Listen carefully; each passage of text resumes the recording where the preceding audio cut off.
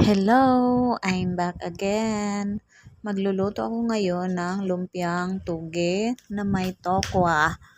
Ayan. At saka, actually guys, ang lalagay ko sana kamote. Kaso, doon sa binilhan ko malapit sa school, wala na siyang kamote. Kaya ang ginawa ko, patatas. Ayan. Puro gulay talaga siya guys.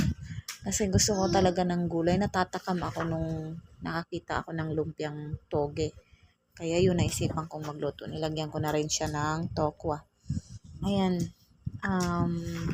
Version ko lang din to guys. Kayo, depende sa inyo kung anong mga sahog nyo.